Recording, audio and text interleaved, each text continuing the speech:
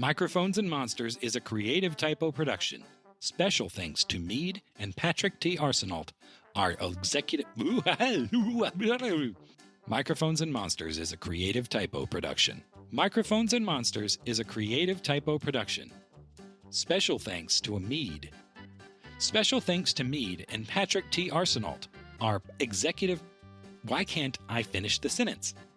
Microphones and Monsters is a Creative Typo production. I'm just doing it wherever. I'm just saying whatever I want, whenever I want to.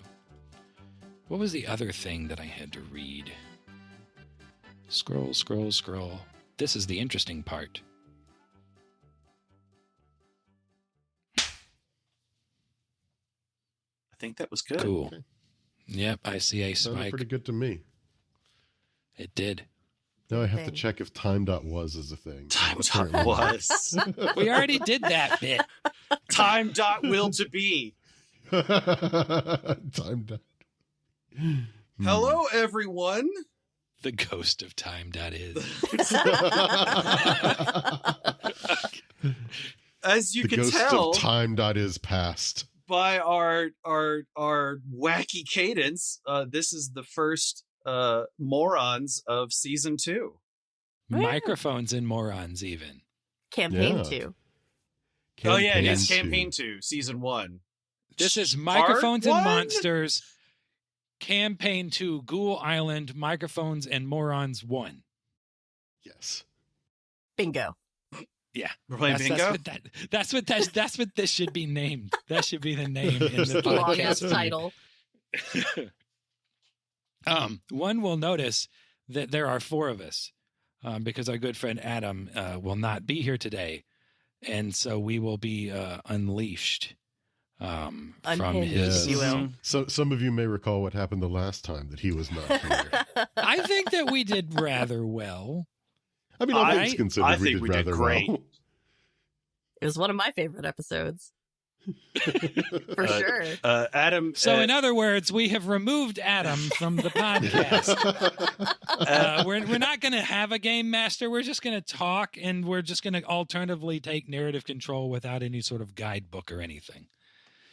That's how we're going to progress. Adam was sent into the shop to be physically augmented to be more human than human. I don't know if that's what happened. That's what happened in my heart. Sounds right. Okay. Anyway, we are here to talk about the past month of our show. The The first month of our second campaign of our show. Yes. Hold on. Let me get my bearings. Before Where we am just absolutely go off the tracks, the first thing I would like to do is to thank our patrons. As Oh, yeah, you should do that. I have been known to do this and to mess up names, and I will do so again. We'll do it again. We would I'll like pull the list up to make sure I can correct you if Yes. you're wrong. Right? we would like to give a special shout out to our patrons, Stephanie Rodriguez, Seamus Rodriguez. We got 3 Chris's. We got Chris with a K, Chris with a J, and Chris with an S. We've got Papa I Nurgle. thought that was just Chris. I think with it's a just K one J. Chris just- that's spelled yeah, with a it's- KJ. Oh, it and is? S. Yep. Oh, I thought it was 3 different Chris's. Nope. Okay, so this is Chris with a K, J, and S. Papa Nurgle, Lamb Sauce, Michael Cross, Lacey S, G, just G. That's it. Brought to just you G. by the letter G. The G Yep. man. The G man is supporting this now. We're literally brought to you by the letter G. Yes. Yes. Chunky and Funky, Sarah. Who could that be? I'm just gonna ignore that one. No one knows. Jeffrey Lee. No. You didn't say the other one, though. Forgot. You didn't I don't know what say- you're talking about. Nari Quack. And Nari Kwak, who I constantly get their name wrong. I'm sorry, but it's kind of a running gag, so I'm not going to stop. However, this time around, we have the executive producer patrons. So, Ooh. special shout out to our executives, Nick Mead and Patrick T. Arsenault. Thank you Woo. very much for all of you. You guys help support us and give us the money and time and love to make this thing very special. Thank you. Yay. Thanks to Nick and Patrick for not axing the show. Yes. Yes. Yay. Do they have the power to do that? I think they might. I don't know. I mean, Don't it does tell say them executive producer. I don't know, and frankly, I don't want to know. It'll keep me up at night. Yeah, because then we'll just have to ask Papa Nurgle to up their contribution Listen, to executive listen. producer level Listen, so that he they can veto. he is known to give generous gifts. Unfortunately, those gifts no takes backsies. So Okay. Well, in case anyone wonders, if someone notifies me that my cat is licking herself inappropriately, then that's normal. She licks her arm too much and it gets a little raw, and she's sitting on the couch in view of the camera so that we can all watch her and keep her safe because she's beautiful. Aw. As she's just been cleaning herself vigorously for the last 15, 20 minutes. Oh, she loves doing that. She's a That's cat, part of man. the problem. Yep. Part of their life. Mm-hmm. okay, so All right. I think the first thing we should do is I know Sarah had done the little introduction, but maybe Sarah, if you want to give a little bit of background of how you got into D&D and how you kind of became a part of our group, as it were. I'm pretty sure I just appeared one day, and that's the end of the story. Yeah, she was just we needed another person for that Ghoul Christmas thing, and she was just around, Just, just and it hanging was out. convenient. Yeah. As you know, and we just couldn't get rid of her after that. yeah, as you know, if you just lurk around in the Discord long enough, you are just elevated to admin status, and then after years and years of service, maybe one day. Yeah, maybe one although day I would you're say that it is privileged like true. us. It is true that if you hang out on our Discord, you do have plenty of opportunities to get involved with either being in campaigns or possibly even voice acting. Yeah, Absolutely. just the Yep. little. We got sometimes we need little tiny roles, and we need a shout out to do some voice work. So maybe one day. Yep. Yep. And also, if you're a patron, then the patrons sometimes get special little abilities like that. And they also get what the average listener may not know about.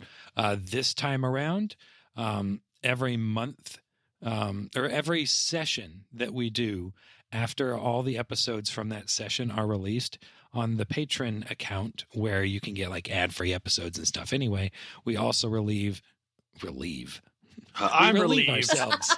We relieve ourselves in the patron feed. Gross. We release the unedited sessions, minus like one or two tiny things, like we cut out 15-minute bathroom breaks, or when we discuss like where we live and stuff. But it's pretty much unedited sessions, and so it's a lot of fun because then you get to hear all of the rabbit trails and not just the ones that Adam decides to leave in this show, because there are many more. So if you enjoy this kind of banter, or want more of us, then Like you would Gross. want that. you can check that out and support us directly. Please. Are we done with all that now? We're going to We're talk good. about the I think episodes. so. It's the gross I think stuff we're over. done with that. Yeah. All right. So yeah, Sarah's here now. Yep. Welcome, Sarah, again. Yay. And we'll get into it. So I guess the first thing we discuss, because we discussed it, a little bit when we were introducing them, but we can go into a tiny bit of detail about our characters if we want. I don't know if that's a good idea. Again, Adam's not here Yeah, to no, I keep us think on that track. would be good. That's good. Kind of a recap of who we are, what we are. Well, I think it would be interesting to go around the room and see like where the inspiration for everyone's character came from, how they sort of came up with the concepts. We don't have to reveal any secrets that aren't revealed yet in the show. But I think it would be fun to go around the room and do that as sort of an opening exercise. Sort of a, how are you? How do you do? I don't know what I'm doing right now. We're very out of practice All right, for these I'll Morons go episodes. Great. I'll go first. So You go first.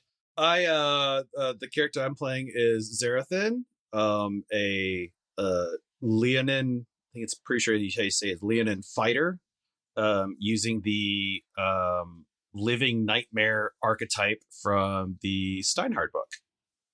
I had never. What's the Steinhardt book? I don't ever think we said what that was. We just kept saying from Steinhardt. Yeah, you're right. I don't think we ever said like specifically.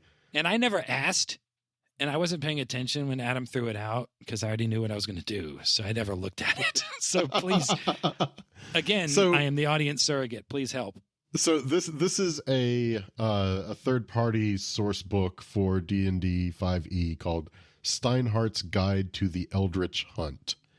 And it is themed maybe somewhat similarly to the idea of like Bloodborne. Maybe that kind of like feel where it's got some like eldritch horror kind of stuff in it.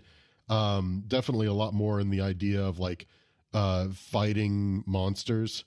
They even have like its own special class. I think it was called a Jaeger. Yep. Which as some people might be familiar with is the German word for hunter. So I don't know if this term exists or if it means something else, but when I see everything related to Bloodborne and Steinhardt, the word that comes to mind is mooncore. This is very mooncore. That is fair. I like that. We've moved further away from what I understand. But I understand less than when they started. Your clarification needs clarification. But this book has all kinds of like custom classes and custom races, specifically, just like stuff that's, really never been done specific to the book. And then a bunch of different classes and archetypes for those classes. There's like, I don't know how many. I think there's like 20 or something like that. A lot, very flavorful. The classes in there, or rather the races in there, are really, really, really cool and very, very, very, very mooncore. I'm going to stick with that. They're very mooncore. And I don't know if anybody else has been following along at home, but if you may notice, it seems like every time we do one of these campaigns, we just find a new source book to like pull a lot from. Yeah, and I like that because it's the core content and all of the additional books and stuff like that gets released by D&D Beyond or Wizards of the Coast or whatever, Hasbro. It's all good, but you want to do something special. You want to do something different because you can make interesting characters with backgrounds and stories like that and custom classes, and of course working with the DM if you're trying to make something more flavorful or something that you want to run, you can definitely do that. But it kind of helps to have like a different baseline to base that off of, and they do a really good job of like making this and creating and helping balancing some of those different aspects for creating unique and fun characters. Yeah, I definitely like how using these third-party books like this definitely helps keep things fresh and new and interesting. Mm-hmm. Yeah, because even though I'm not using anything out of Steinhardt, whatever,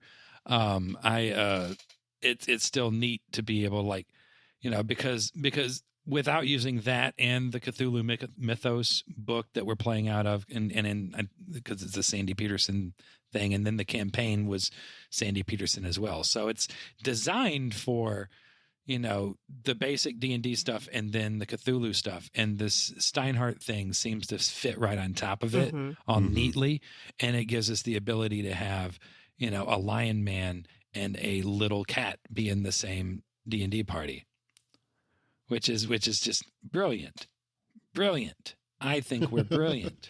We are half cat at this point. Yes, we are. Yeah. If I wasn't dead set on doing like a big giant lion person, I think I probably go in and do one of the deep one dwarves because it just looks like a mind flare dwarf, and he just has tentacle beard, and it's awesome. Yeah, some of the races were pretty neat. I had a hard time choosing. Mm-hmm. That was definitely spoiled for choice. Yeah, but we don't know what your race is yet. Nope. So Child. You just got knows. Yes. You just got plants on you. Yep. She and starts that's out it. as a level 3 child. That's It's what not I started incorrect. out as.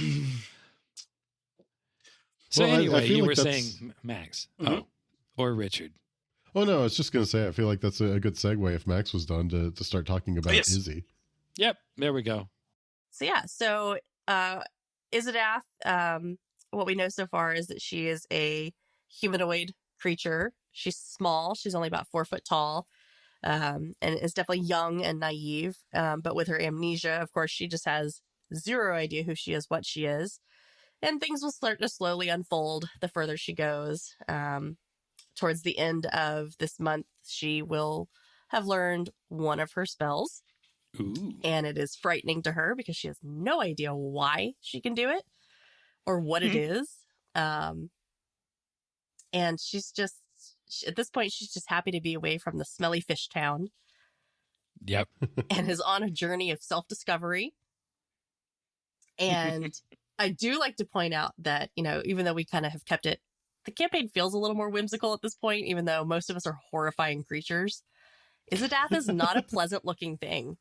She's kind of creepy looking. She's got these like long arms and these long spindly fingers and these long legs, and she is covered in beautiful plant life, but her soul is not that pretty.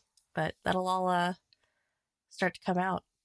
And we let that lady cook food for us. She's just adding some it's just some garnish, when one of her little leaves falls off. She's like a Yep. she's like a pretty salad fingers. I like the rust. No, thank you. Mm. All right, so we did Max finish? He was just like, "Oh, I picked a thing." Oh and yeah, then I interrupted forgot. him. Yeah, so I forgot there's actual background in my character. Oof. What? Do you have Um, background? But Xerothin is a former mercenary from a mercenary group called the Unwritten Sons. And something really The bad. Unwritten. The Unwritten Sons. Like, history forgot them. They are not written. Mm-hmm. And like sons, like progeny, not Yes. stellar. Not like celestial phenomena. body. Yeah, no. Okay, got it. So, but he was formerly a part of this mercenary group, and due to some unfortunate circumstances, the mercenary group is no longer, and Xerothin is currently on a hunt right now to try to find the individual responsible for basically destroying the mercenary company. Right. He is being guided by a unknown entity and voice that is coaxing him and pointing him in the right direction so he can finish his quarry. Also, he has to remember what Tultis taught him, but I don't know who Tultis is. Even Yes, now. I haven't, and we'll bring that up a little bit further. But yeah, I will drop little breadcrumbs here and there, and I'll circle back to them. I know I love breadcrumbs, especially if you put them in Yeah. meatballs. Snacks. Yeah, If you you can like- dry if- them out and then use them to bread stuff. It's great. If you like side jokes, there's a very funny side joke when Max is doing his initial character intro that Adam cut out to keep the tone appropriate. So that's one of the little nuggets you would get in the patron episode. Me be not serious all the time? How dare you besmirch me I made my- the joke, but in my it's okay. decorum? Oh, Poop. We both make jokes. Yeah. I get us I mean, confused everybody makes sometimes. jokes. Yeah. We both jokes, both, dark beards. Yeah. I love my You dark know. beard. But again, going back to the description of like everyone is, very off-putting in their description. Xerothin has the ability, as we will find out, to mutate. and form weapons and armor and things like that using his gross eldritch undulating body. Yep. Don't give any more details, though. No. I was going to say, if the show had a slightly different tone, then I would really prefer if you'd be like, shape of sword. Mm-hmm. If I was a less serious character, I think that would be a fun little quirk. Well, we haven't seen Xerothin fight yet, so no more details. We have to leave them hanging so that they come back for more. You give them a taste. Is that not what he used when he was like I don't know. I thought he used it on the ship some. Not necessarily in combat, but nope, not yet. I very meticulously took notes as I did in the previous campaign. They include jokes. The one thing I will say, and the listeners will definitely pick up on this, is I'm actually trying to do a different voice other than a stuttery doctor voice from Julian from the previous campaign. I'm working with it. I'm not by any means a professional voice actor. It's going to take me a little bit. I think I've got it pretty dialed in now. Yeah. Now we've done like 8-9 sessions, and so you're pretty consistent now.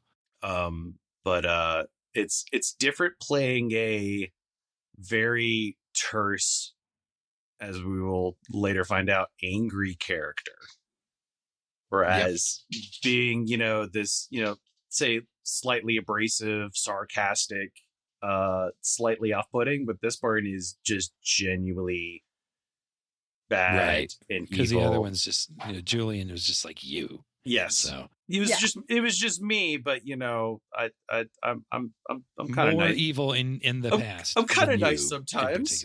I would like to think. I mean, we all did that in the first campaign, right? I mean, I'm basically Alistair, right? Yeah.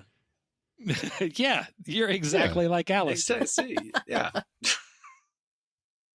But that's everything about Xerothin that needs to be known for now. Cool. So, I guess I will go next. Yes. So, I am playing Lucius Hawthorne, who I really, and I do this with a lot of my characters, I will come up with a concept after deciding on a class. Like, usually class is the first thing that I decide for any D&D character. So I pretty much looked through Steinhardt's and settled on the cleric archetype that is in there, which is, as we've discussed before in the show, the guardian domain. So I kind of took that idea and kind of built up this kind of a sort of mystery backstory kind of in my head. As you would know by now, Lucius is at least involved with the organization that we all know and love, which was also an excuse for us to kind of have a tie. Yes. Where everyone get teased with Manrose. It's like, oh yeah, Manrose is in this. Quick spoiler alert. for we right are there. like 8-9 sessions in. There's no more Manrose. You're not going to see him. We haven't seen Manrose again yet. No. Yeah. So that we know of. Who knows? Maybe. But not there yet. have been no potato wedges in this campaign yet. Yeah. None. Not even one potato wedge. Maybe that's how we summon him now. Anyway, ties with the organization, blah blah blah. You were saying. Yeah, so I mean, listening. a lot of it is really kind of shrouded in mystery at this point, and it'll come out as we go and as we play. So I don't really want to get into what that backstory is at this point. But as you've probably already noticed, he is not exactly the best with names. No. Which is probably like my favorite trait Yes, thus far. it's great. I love it. It's like misdirection and confusing, and I love it. But I'm sure it will make more sense as we go. I am too. I am kind of also making it up as we go, so I don't even know what it's all going to be yet. Right? That's the best. Cool. Rufus, little orange cat. and wear armor. Rufus is approximately a year old. His best friend is Mr. Mouse, who he keeps in a little pouch in his leather armor. Fun, completely unimportant backstory note. Rufus used to sort of be halfway, he always lived in the streets, but he like befriended like a small little leather worker's son, and so like the son made him the armor is like a little project because he's learning the trade. And that's where he got cat-sized leather armor with pockets and a backpack. But really Rufus is not any more complicated than he sounds. There is no dark backstory. There is no super deep, dark secrets. Mr. Mouse is just a mouse who is very well trained, and that's it. It is, it sounds like I'm joking or exaggerating or something. I'm not. That's it. I'm playing the most basic, what you see is what you get character. Rufus is WYSIWYG all the way. But I feel like it adds a much needed sense of levity to this campaign. Yes. And that was one of my goals, especially knowing that that we were going to be doing one of the books, and so I knew that if you look at this Cthulhu Mythos book stuff, there's no jokes in there. It's all there are horrible things everywhere all the time, more than you'll ever see or know. And they could murder you at any point because you're completely insignificant. So why not have a fun little cat? Yeah. And also when I was designing it and sort of coming up with the character, one partially inspired by my cat, Keiko, which is not completely unprecedented considering Alistair was based on to some extent Vivi. Yeah, to some which extent, is Adam's cat. One of Adam's cats. So I don't feel bad about that. But I wanted to lean more into the cat tropes that Alistair did not. And that's totally fair. There are so many cat tropes out there, you couldn't really put them all in one character. Mm-hmm. And so that's what I did. So, this cat grew up in the streets, not that afraid of water. Alistair was terrified of water. Between you get rained on every other day because you live in a port city, and someone throws the big, bucket of fish heads in the garbage can. It's all wet anyway, and you got to get in there to get the best fish heads. You're lucky if it's fish heads. Exactly. So. Yep, that was my inspiration, and I went straight out of the regular Cthulhu Mythos book. I didn't go digging into a Steinhardt thing. It's not really my bag, baby. Now, I will pose the question to you, Stephen. This is your second and a half character that you have played. Yes. Uh-huh. How are you? And I don't know if you said it or not. The class that Rufus is playing. Yes. Rogue Prowler. So that's the subclass that's in the Cthulhu Mythos book, and it's exclusively for Dreamland's cats. So it's got a lot of the fun things. I've done one or two of them already. So I can occupy the same space as a character that is a larger class than me, which is pretty much everyone because I'm tiny. So I could get underneath Izzodath. Izzodath is big enough for Rufus to stand in the exact same space. So if we were playing with a board, I would, the pieces would be stacked on each other, in the same section of the grid. And that ability and abilities related to it grow in the subclass. So as we level up and in the campaign, I'll have more and more opportunities to do stuff like that, where, essentially cats underfoot can jump, sneak out, that kind of stuff. It's super cool. And it's simple. It's not too much different than Monk. My very first D&D character that I played for a eighth of a campaign was a caster, and I had no idea what I was doing, and I had to come in at level 8 or 13 or something. And so So, I don't mind it being another sort of melee class, but the fact that it's different, I have different abilities and different things to think about, and a different sort of progression going up has been really fun so far, even past the point where we're currently releasing. So I'm learning to grow into that. And then also, I just want to kind of interject really quick, just as a blanket statement. There is absolutely nothing wrong with not playing casters. Mm-hmm. Like there's nothing wrong with playing a single type of character. Like if that's what you want to do, that is totally fine. And that is a blanket statement to anyone listening. Don't let anybody tell you different. I wasn't putting it down. It was that I would not recommend starting your very first campaign, especially if you're entering into an established campaign with established players, picking a caster, not knowing anything about the story and the progression. Yeah, casters are a little more complicated. There's a little more that you have to read into, a little more you have to know. It makes it a little difficult for your first character. Mm-hmm. Yep. So I wouldn't recommend it for a first character unless you really like digging into lore and game structures and stuff like that ahead of time. So, one of the physical, more physical characters might work better for you. They work well for me because I don't have to, it's not very complicated. I was going to say, like, for fighter, barbarian, I would even say monk. Those are very good first-timer D&D classes to do because they're very I did okay with Victor. Mm-hmm. Yeah. They're really straightforward. You have a few things that you can do, but you don't have to like keep track of, oh, well, there are dozens of different spells that I could select any given day. Mm-hmm. There's a lot of resource management, different, and you have to remember the different abilities you have that you can use with that resource pool. It can get a little daunting for a first timer, but just straight in fighter, rush in, hit him in the head. Yep. Bonk him with a stick. Mm-hmm. Yeah. We told Max to take a step back, be a little more basic this time. Stay in your wheelhouse.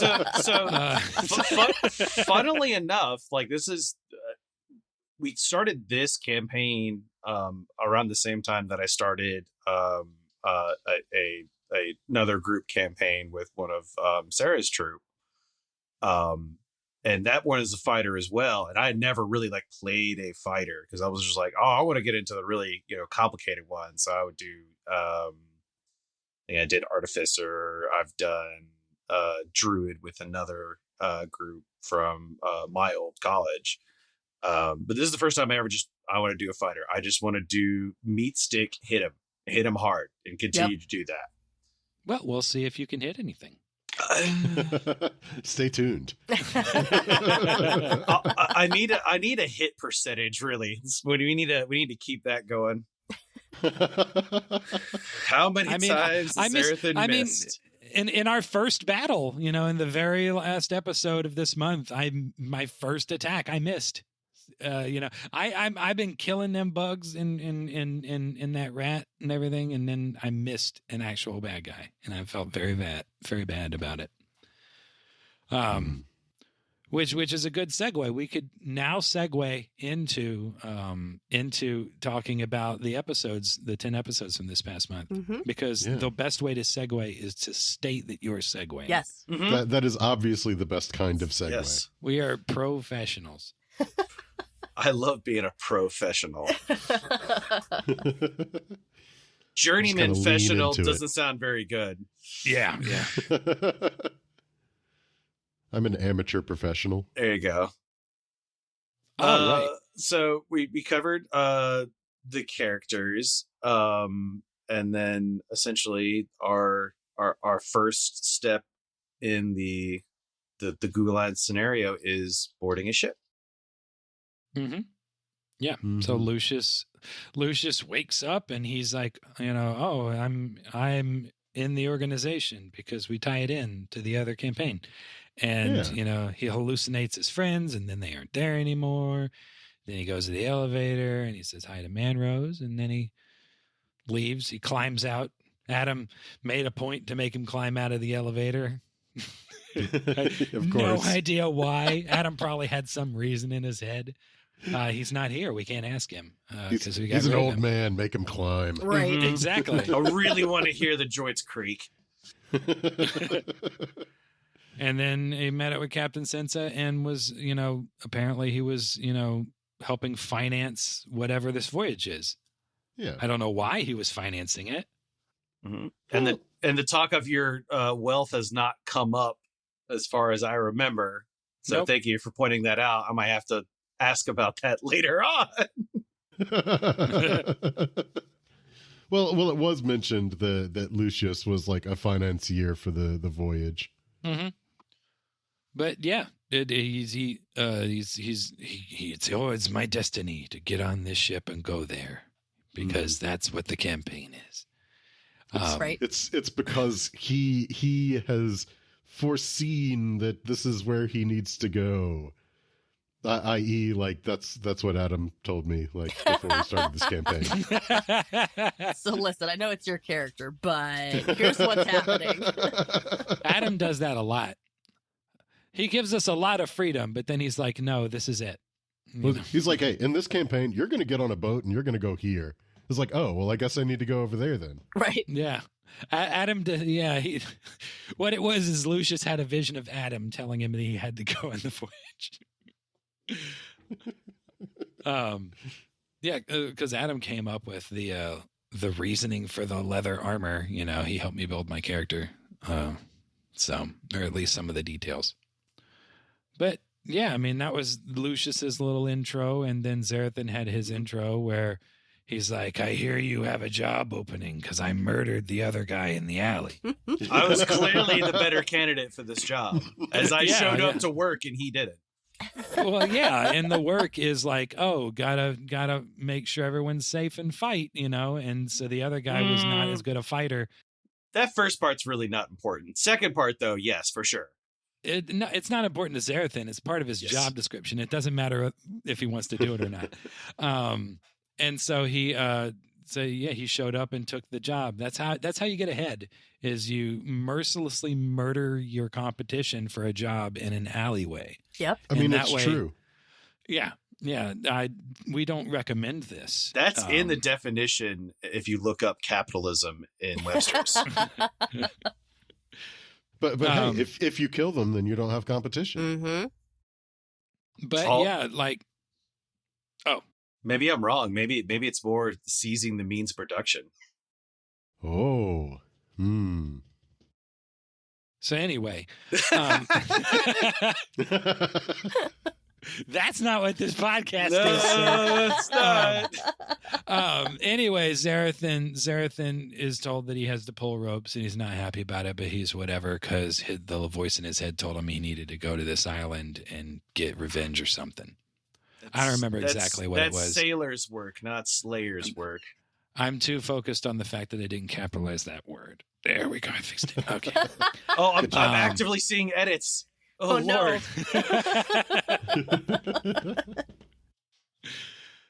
And that was episode 1. It was pretty. The first couple episodes are a little short. Izzodath. Yeah. The small ivy-covered amnesiac sleeping on the streets, doesn't like fish. That's about it. That's her whole character. Yep. That's all. That's all she knows is that she's small and has vines on her and really hates fish. And hates fish. And then these twins come by for no reason and invite her to lunch to be nice. And then the captain says, "Hey, you look like you need to be in a D&D party. You want to come on my ship? Get in, loser. We're going slaying." Yep. I need someone to help the cook. So you do it. And so the captain gives her a job. There we go. I put so she says okay because otherwise Sarah wouldn't be on the show very long. I cracked myself. I cracked myself up. Well, it's like, no, I don't want to go. We're glad fun. It's fine, guys. We're glad you had to hear. We'll see you in the Discord. Bye. Yep, exactly. That would be great though if like we started another campaign and like we had someone as a special guest, but we don't say that they're a special guest, and then their character just sort of starts out and then immediately leaves at the beginning of the campaign. Just immediately, it's just like, I don't want to do that. I don't want to do this leaving. anymore. I'm like, goodbye. It's like, you have to go on this long journey. And they're like, no, I got yard work to do. I'll see you guys when you get back. And then they like show up in the last episode when we return home triumphant. Listen, I'm one It's of like, those. hey guys, you're back. I'm one of those weird people where I file my taxes quarterly. It's a lot to keep track of. I've got to be at home to do that. And then Rufus gets attacked by some street thugs that are also cats who want to eat Mr. Mouse, and he doesn't like that. So he decides that he would continue following the weirdo that he saw climbing out of a cellar and go sailing. And he and the other cat just lets him board the boat. The end. Yep. That's the end of episode 2. I do like that joke though, even though it's a joke that we made anyway. But I mean, not the same joke, but a similar joke. Is given permission to stay on the ship if he pulls his weight, approximately 8 pounds. Not a pound more. Nope. That was fun. I had a lot of fun ad-libbing that line. I mean, we ad-lib everything, but that was especially funny because of the pun. Anyway, Yes. I expect it to be a running joke the entire campaign. The maybe next he'll gain weight. He'll get a little bit more buff, be 9 pounds. I only weigh don't 9 know. pounds. the next part is one of my favorite tropes in all of the shows that we do is making Adam name and voice a jillion different characters, which Well, is the what thing happens in is this that- episode. I think that this all was in the book, though. Yes. Yes. If all Adam of were these here, characters would have he been in would the say book. that they were all in the book. So the best part is all these characters exist already, and so the book is doing our job for us. Where Adam has to name and come up with he has to come up with voices and personalities for all these characters. Mhm. But he Or just doesn't have to use come up with names. Yeah, but then he doesn't even know how to pronounce the names. Because is That's it fair. Nuki or is it Nucky or It's Nookie? Gnocchi. Gnocchi? I think we settled on Nuki. I think is what Mhm. it, Pretty sure it it's continues to be called. But yeah, we have all these characters whose names are hard to spell and ultimately unimportant. You got They are pretty hard to spell. Nebby. Yeah, so we had already met- Bag.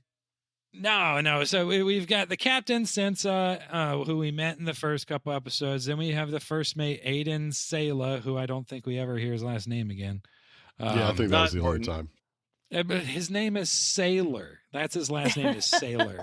It's just Sailor. There's Nebby. It's a family name for a long line of sailors. It's Nebby the cook, Mosetta the reanimated laborer, the twins that the Izzodath already Banda met. and Casa. Banda and Yep. Casa Banda and Ogilwa. Casa. We got the Ogilwa Wycott triplets, Olo and Matwa and a day. Matwa and a day. I didn't go back and put their names in here. I don't care. I'm looking at my notes from like when we were actually playing. Yep, and then Nuki the cat. And so I mean, everyone pretty much all the siblings work on deck. You know, the cook is the cook. The cat, I do the cat's job now, I guess. The It cat. sounds like the cat never did his job. No. The cat Lazy shit. subcontracted out the pest control work for the ship. Nuki's like, okay, I've got this naive little nobody. I'm just going to make them do the work for me. Yeah, That's Nookie's easy. in middle management. Mm-hmm. I mean, literally, he just sits there and watches other people work. That's what Adam has described the whole time. Are we trying to say that like cat society is just a giant pyramid scheme to trick the people below you into doing more work? Well, you know, the Egyptians did revere cats. It's true. Yeah. Yep. They just built the pyramid the wrong way. Because it's supposed to go down to one point to you where you get, the money or whatever. I don't know how it works. Don't do pyramid schemes. No. Or And then multi-level marketing, whatever. yeah. One of So those. we got our jobs. I'm pest control. Izzodath helps in the kitchen. Lucius helps with navigation because he's supposed to be smart. And Well, Xerothin more so that it was nothing else that he would really be worthwhile for. We're going to go with he's supposed to be smart. And then Xerothin helps pull ropes. Pull rope. And throughout the course of episode 3 through 5, we had to do skill check challenges as part of doing our job to see how well we did our job and how successful. I imagine if navigation got too messed up, we might have ended off course or something. If you don't pull the ropes right, something goes wrong with the ship. I don't know how these books work. But I killed all of the pests, which was just swab the deck. I imagine that wouldn't have had much of an effect on the story. Izzodath, failed one of the checks. Lucius failed one of the checks. And Xerothin passed all of his checks. So there was a lot that happened in those episodes, but I figured we'll just cover the checks real quick. And it's just... Yeah. 2 of us got 3 out of 3. 2 of us got 2 out of 3. So we didn't completely fail on any account. We actually did pretty good on those checks. Mm-hmm. Oh, yeah. And we made friends along the way. We did. Yeah. Lifelong friends. Yep. Everyone but Xerothin made friends along the way. Well, Xerothin... I found targets along the way. Opportunities. The other deckhands were very impressed with Xerothin and his ability to pull those ropes.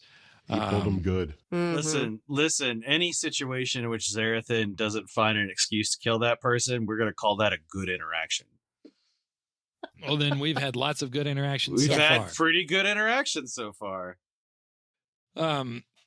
But yeah, just like character wise, like Rufus was very, very dedicated to the job that he was given. He showed evidence of his work, to his superiors, who were not pleased with the evidence because it was just dead bug and rat carcasses. But again, I was playing into the cat stuff. The cat, shows you, hey, look what I did because you couldn't do it. I did this for you, you're helpless and I saved you from the bugs. Izzodath, what did Izzodath do? How did Izzodath experience these skill checks? You talk about your own characters. Yeah. That way it's not just me recapping the show for 45 minutes. I mean, mostly she just, assisted Nebby with everything. So her first day she failed. She was nervous. She'd never been on ship before.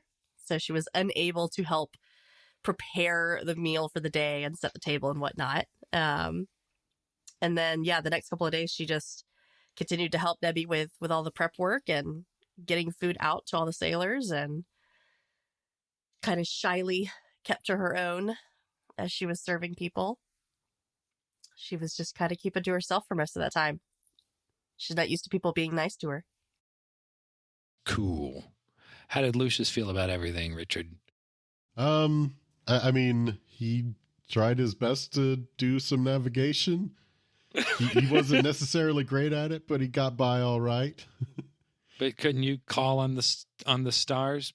I mean, I suppose it could have been that he could have used some divine guidance to be able to navigate, but that feels a little bit like cheating, doesn't it? I don't know. But yeah, it was entertaining to see Lucius, who was assumed to be so capable, just like, oh no. And then, oh gosh, there was the thing with Adam. Oh, he cut it out of the episode where he couldn't think of the name of the thing he used to sail. Yeah, he said protractor. It's a sextant. I think he was thinking of a sextant, but Adam said protractor. Potato. It's kind of like a protractor. It's got a curve. And it was in the Aiden voice. Oh, you forgot to use the protractor. The long episodes, listen to them. The shorter episodes, way better story control, keeps it moving. The long episodes, they're a hoot. So I will say that protractors are actually used in some navigation. Mm-hmm. Yeah, but I don't think on a for 15th, shards, 16th but century not equivalent ship, Well, yeah, but a lot of navigation is figuring out where you are. Yep. Which would probably require the use of a protractor and a map and on a map. sextant. Yeah, sextant. Possibly. But sextants. I know dick all about sailing. But sextant's for like line of sight, though, right? Right. It's like you're using the sextant to try and find things that you can use to try and mark where you are on the map, and using a protractor to kind of like chart that on the map. Okay. That's all we're going to talk about that.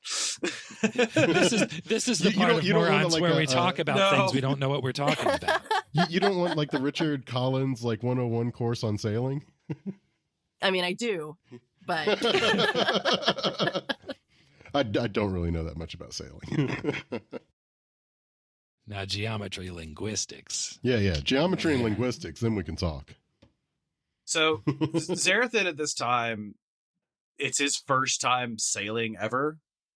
And before he was part of a more, on foot troop for mercenary. So Xerothin's treating this like a new battleground, a new hunting ground.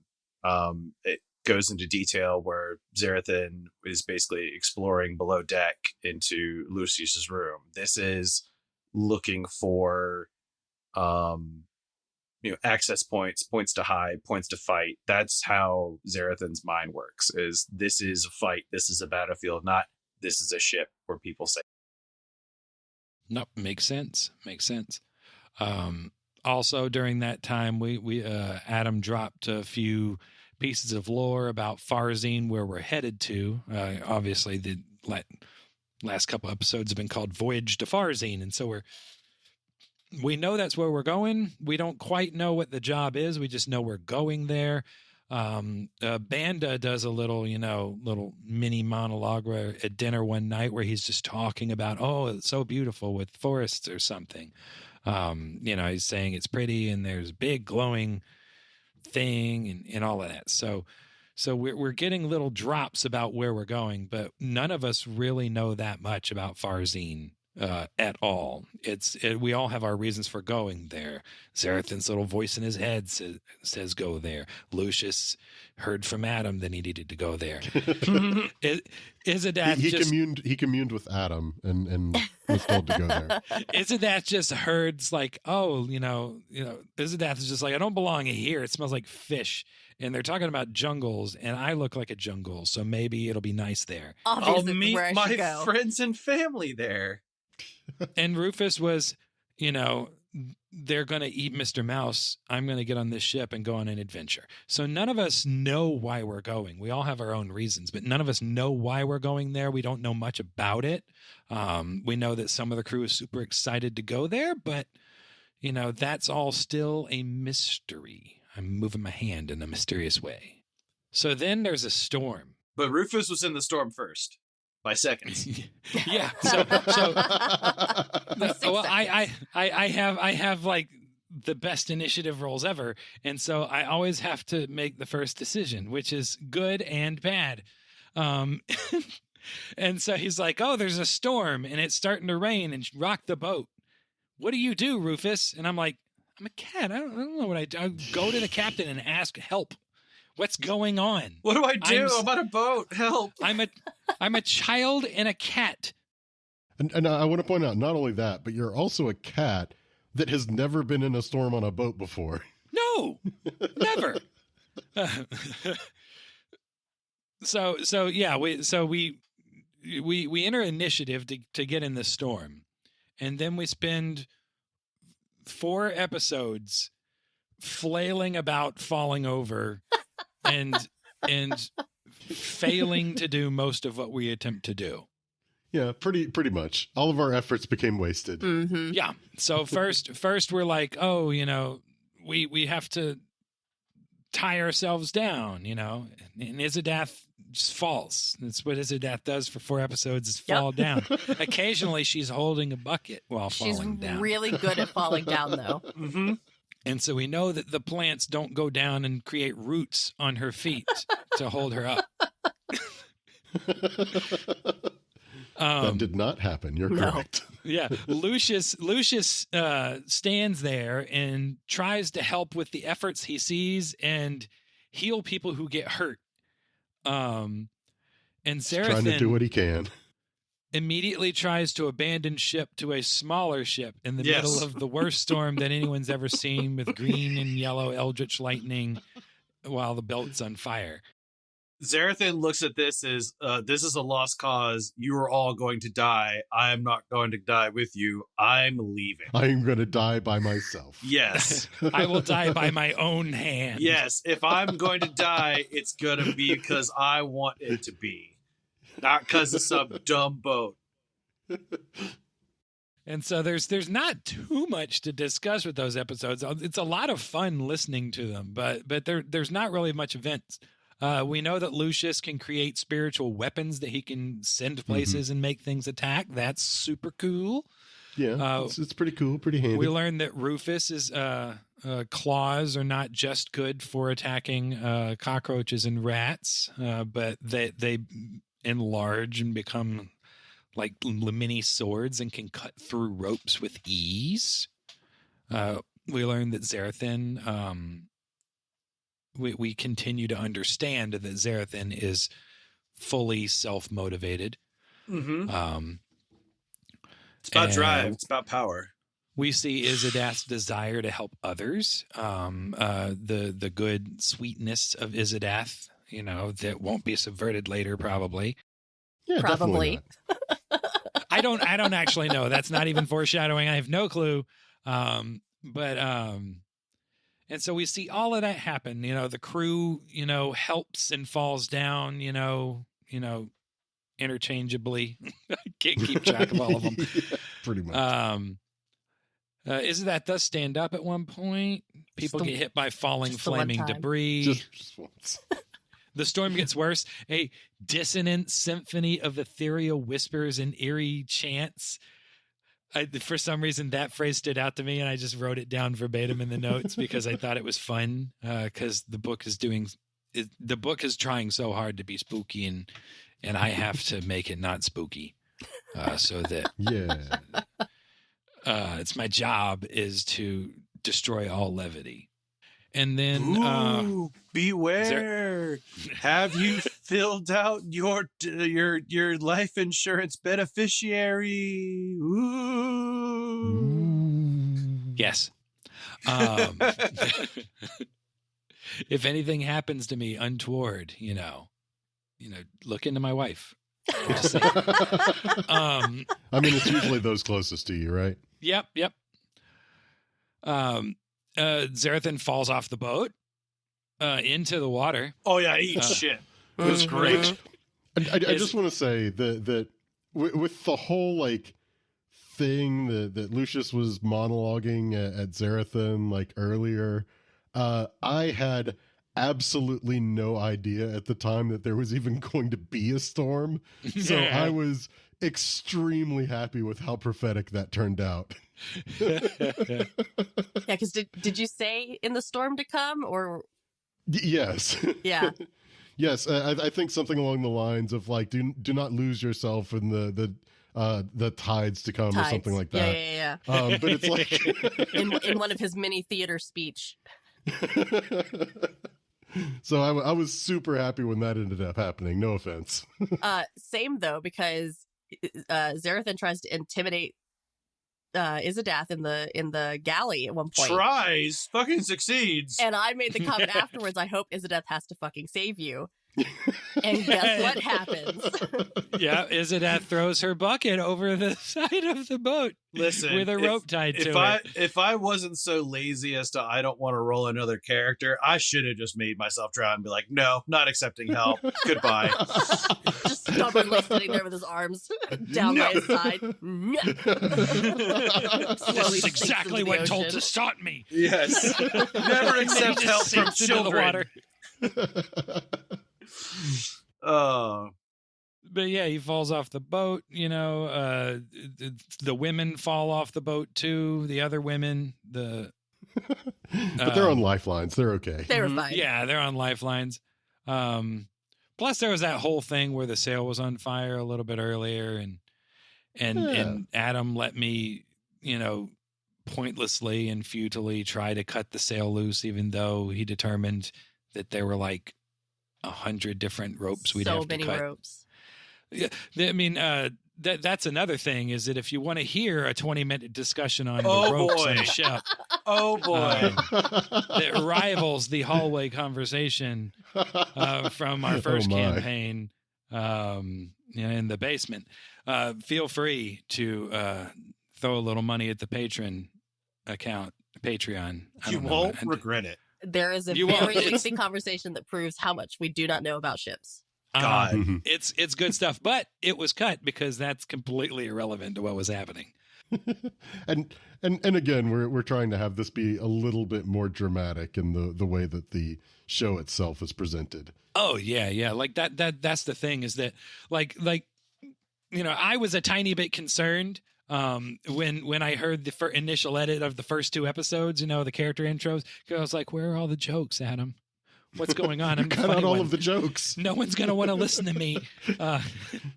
And he was like, no, I just cut those episodes because I wanted the, character intros to be solid and have the proper tone to them and stuff. 'Cause like he was deep into the monologue, or like the dialogue with the voice in the head and Xerothin, and I crack a joke. And it was just completely inappropriate. And so thankfully, and of course he was going to leave in the jokes, but I was a little concerned at first. He alleviated my concerns. I was wrong, Adam. I'm sorry. And if you prefer the way that we did things in campaign 1 a little more, then you can listen to that on Patreon. Yep.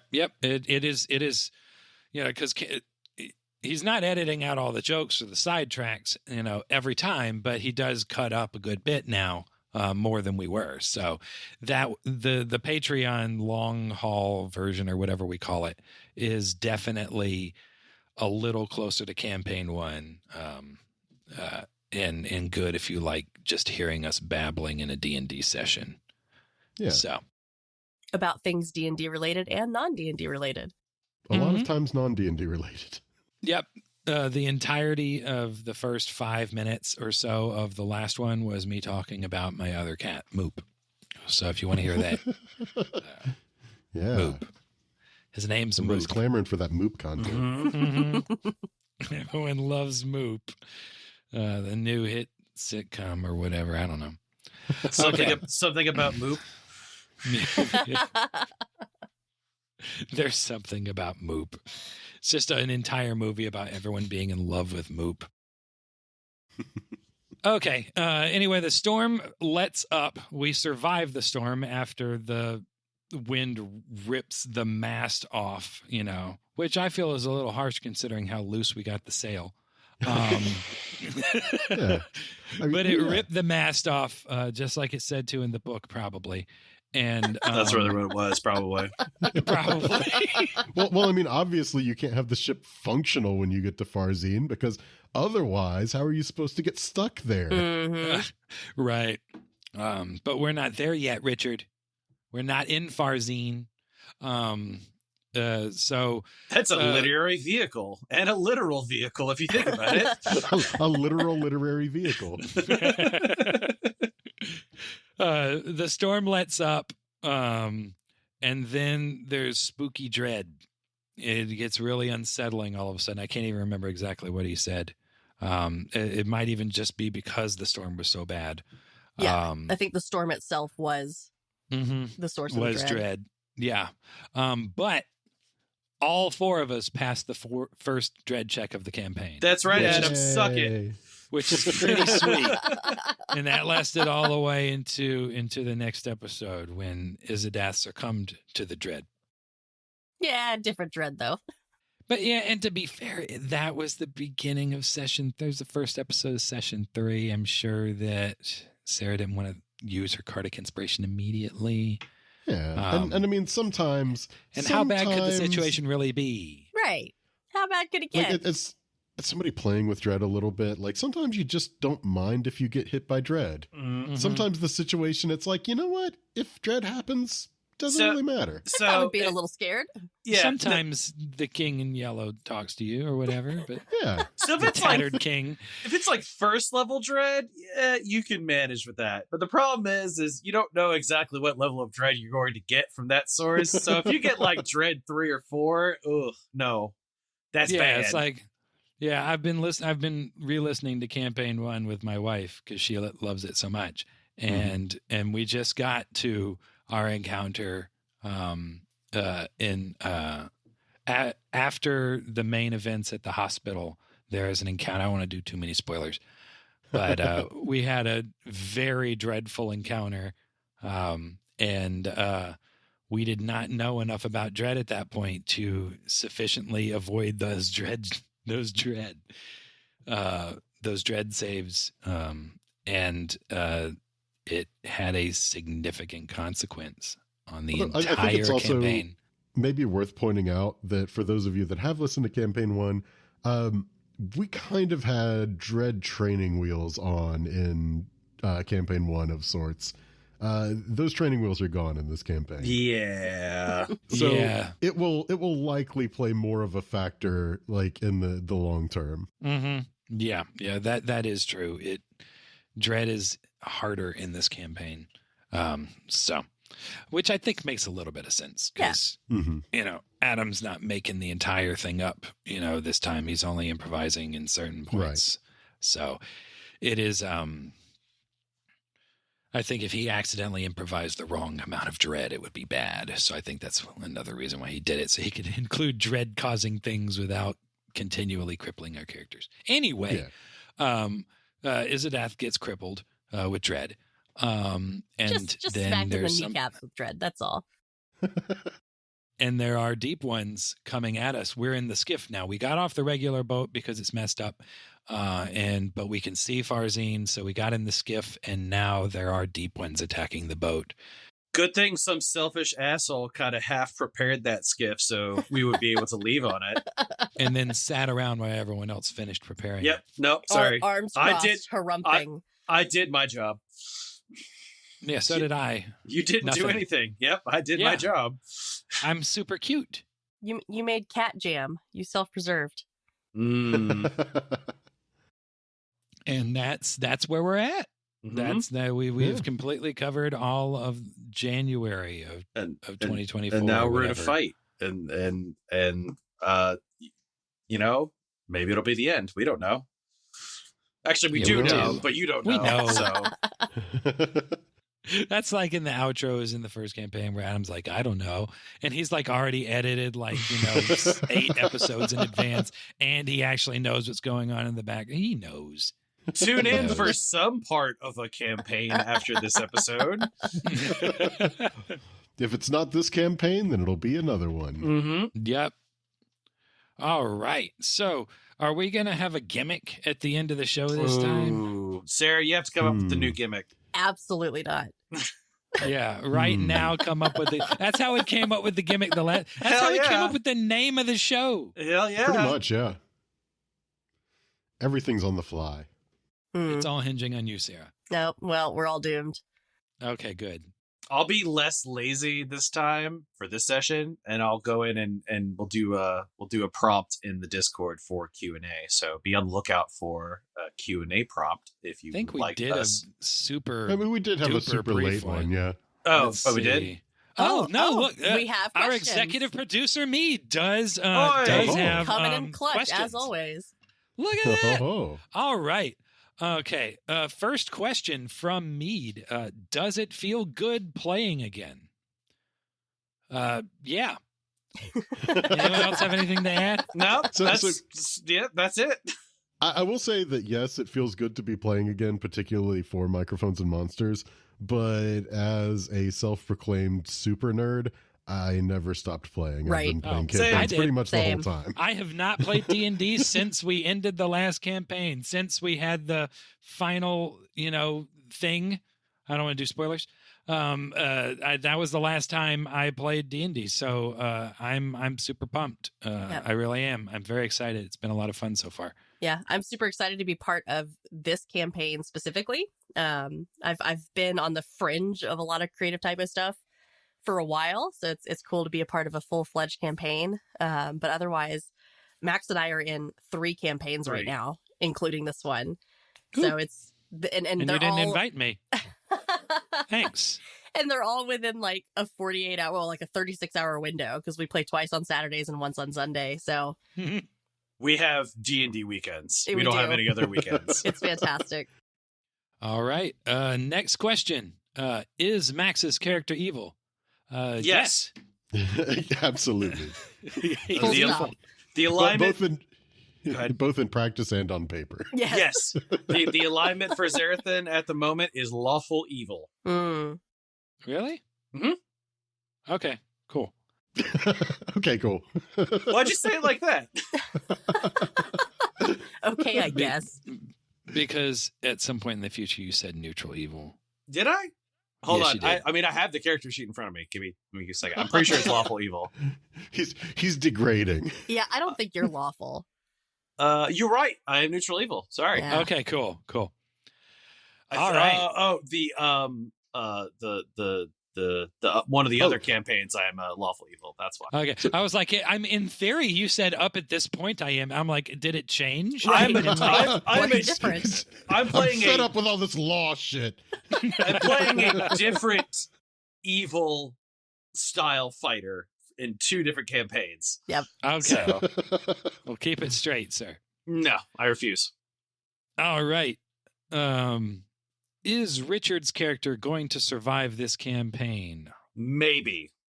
Yeah. Honestly, I have absolutely no idea. I'd Yeah. like to have him survive at least to the end of the campaign. Whether or not he would Mhm. survive at the end, who knows? Listen, Yeah. I currently have 0 plans that reach that far. Yeah, I had don't think a the fact lot that of he's close old. calls in the last campaign. All right. You did. But yeah, you had added old agent seems kind of disposable. It's not actually from the agency; it's from the organization. Well, the organization. The He is organization. involved with the organization. Yes. So we don't know what his involvement is. I don't know if Richard knows for sure or if he's just playing it by ear. I have a fair idea, but it's not like all completely detailed out. Cool. But I have an idea of his involvement with the organization. When will Rufus turn into a cold-blooded killer? My bet is session 8. No. Rufus is not a cold-blooded killer. Yeah. He Rufus is is definitely warm-blooded. He is, yes, he is, and he is, Rufus, just for the record, Rufus's alignment is chaotic good. Rufus does what he believes is for the very best. You kind of have to have that attitude living on the streets anyway. Mm-hmm. But Rufus is very, very much good aligned. I like playing good aligned characters, if no one's noticed. But no, he is not a cold-blooded killer. He does kill when it is necessary. And if what's trying to kill him back is particularly unpleasant, then he does relish in the kills, but it is not a desire to kill like Xerothin. It is more. It is much more utilitarian. Maybe Mead was just worried that Rufus was going to learn too many things from negative influences around. Xerothin? Yeah, No, just talk about. I'm gonna kill him. Oh, good. I'm gonna kill him. Oh, no. No. Bad. Nope. No, Keiko, no. put down that knife. That wasn't Keiko. Keiko sounds like this. I told you, there's 2 different voices. All right. Is Izzodath a eldritch horror in a cute plant body? I kind of went, not yeah, kind of went over that. Kind of, sort of, yeah. Yeah. Not really a plant body covered in plants. Yes, Make yes. that distinction. She's not More- a living plant. More like a plant suit. She's wearing like what is it? A ghillie suit, essentially. She's like Cousin It from the Addams Family, Yes. only it's There you plants go. instead of hair. Yes. There you go. And she doesn't, All right. Is everything going to plan? Absolutely Never. not. Whose plan? Right. Exactly. Yeah, I was going to say, if you mean that there is no plan, yes, it's all according to plan. Yes, I'd say both up until this point, well, we've released, and even on into future recording sessions. I think these characters are less successful in what they want to do than our last campaign. I'm not saying something. So stay tuned, please. I mean, I guess I don't have to tell Mead to stay tuned, but Right. you know, Mead will be there Mead, always. please stay tuned. yes, Mead. Whatever you do, if Mead stops listening, no one's listening. So- Don't touch that dial. There you go. And Adam posted in our group chat that his answer to is everything going to plan, and it's just Yeah. malicious, like ha ha ha, finger twiddling. yeah. So yes, apparently everything is It's- going. More particularly, Perfectly it's a gif of Mr. Burns, Mr. Burns, doing his yes. finger twiddling. Excellent. Yes. Yes, excellent. So, I guess that's it. Yeah, that's. Do we have a? and unless somebody wants to come up with a gimmick right now. I need actual time to think of a gimmick Right. because Maybe our otherwise, gimmick is that we You know don't have what? a gimmick. yeah. I got an even better idea, everybody. Okay. Yeah. Yeah, people who are listening, give us a gimmick. Mm. The last gimmick we had was comparing our characters to other fictional Characters, yeah. which is pretty weak gimmick, really. I mean, if you think Well, we about got it. some it good was use out kind of of it. low effort, but it was We fun. could do that again. Yeah. Like, oh, which of our characters this time are each Ghostbuster? You know, I don't know, but Like you I know. said, it was definitely low effort, but it was fun. yeah, it was low effort. Rufus is Ray, by the way, if he's a Ghostbuster. For the record, he's just super excited about everything. He's the I mean, heart. I of- guess of the Lucius would have to be Ghostbusters. Egon, but we're not doing that. So No, No, we're not. we're sliding into it really hard though. Yeah. I It's because we mean- don't have a gimmick. Give us a gimmick before Yep. we start slipping again. Give us We- something good to make fools of ourselves with. Well, Because we could, Winston wasn't evil, but Xerothin really is just the most like I'm just here to do my job guy. Yeah, that's true. But we- Izzodath isn't sarcastic. I don't know if we have a Peter Venkman. no, Hmm. don't. I mean, And Izzodath isn't Just Janine lost and just because it's a confused. girl. So I don't You're, know. I guess you're it just falls you- apart. you're Sarah s- doesn't belong. Go away. Sarah, you're Slimer. I actually was going to say Slimer, but she's Slimer. just- Okay, there we she's go. just the bush in the background that you're not paying attention to. That's Right. Izzodath. She's the gargoyle that's got the Yeah. evil monster inside of it that they reveal later in Ghostbusters. yeah, Azul. but we're not doing that gimmick anymore. So give us a new gimmick. We could do a gimmick entry for the Discord for everyone, and then we could do a special gimmick for those in Patreon. Mm-hmm. Yeah, so Let's go patrons. ahead and at least throw out some ideas and see what happens. And if we have some good gimmicks there, maybe we do something like that. And if you guys really, really want it, we can still use the same lame gimmick. Good. But we want to offer you something different, because whatever, reasons. Tell us don't know. what you like. You like listening to us, so tell us what you want to hear us ramble about. I hope you like listening to us. We can definitely ramble, that's for sure. Mm-hmm. Yep, that's what we've been doing. Wait, that's what we've been doing? And we're done. Yep. Do we?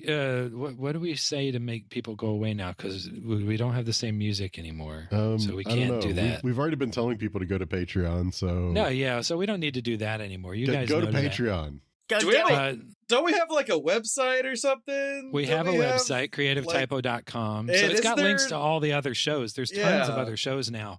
Oh yeah, there's bunches of shows. Mm-hmm. And so if you like podcasts, then check out some of those. There's some that are more similar to our shows, some that are less similar, or dissimilar even. And there's some people in this production that are in other productions as well. That's Yeah. also true. Mm-hmm. and you there's wanna future watch- productions. And Yeah, and if you want to watch Rufus kill more bugs, go to watchbugsdie.com. Yes. Oh God, you actually kill bugs now. Oh yes. All right, I'm get in the now. Let's real go. Can we commission like a short GIF that we can put up on the site? Maybe. of just a little orange cat with leather armor pouncing on a cockroach. Yeah, Yes, exactly. The Rufus bug kill counter to Hey, date. if anybody out there just feels like doing this for us, then we will gladly accept it. Thanks in advance. Yes. There you go. We'll reward if you you handsomely need to be with paid for it, accolades. then you should open a Patreon. We will pay you an exposure. I'm sure that's what every artist wants to hear. Yes, yes. By the way, please expose us to your friends. Please. I don't know if we should be exposing ourselves. Expose our content to your friends. Maybe not anything else. Yep. So let your friends know if you know of other people that listen to podcasts, or are interested in D&D or eldritch horror type stuff, Bloodborne, I guess, Moon Core or whatever he said. Yeah. Well, all that stuff. If anyone you know has that interest, send them our way. Say, hey, I listen to this podcast. It's super fun. We would really appreciate that. And I guess that's all we got to do now, right? I'll do one more. If you guys listening, first, if you are listening and you haven't joined the Discord, please join the Discord. Mm-hmm. Secondly, if you have suggestions for things that you would like us to look at for maybe future campaigns or productions or one-offs or things like that, let us know. I'm interested to see what's kind of out there in terms of new stuff and new different game types. So what would we be good at? Yes, or tell us. Yeah, what would you think that we would be a good fit for our unhinged personalities? Yes. For the record, I cannot quit my regular job and just do this kind of stuff unless someone actually pays me like a salary. So. But I would in a heartbeat. Right. Oh, absolutely. Yeah. So if you have enough money to pay there, someone's full salary and you like me or one of the other people, let it, give us the money. If you've got enough to pay everybody a full salary, you can just get us to do content all the time. We can put out more content that way. You would make our pets very happy. If there are any billionaires listening to our podcast, please help. If it's Matthew Lillard, I'm sorry. You're sorry. If it's Matthew Lillard, no, you know what you did. You know what you've done. No, he doesn't. He doesn't remember interacting with us ever. He has no idea what he did. If we took the opportunity to befriend him, we could have been on the Five Nights at Freddy's movie. Why didn't we befriend more of the people at the convention when we went? That's a good question. Why didn't the only person we really got was Sarah. No, we befriended some more people. I know. Yeah. It was just a joke on Sarah. We caused Meatloaf to die. That She's was unfortunate. the new girl. We have to pick. Cause Meatloaf to die? You don't know that.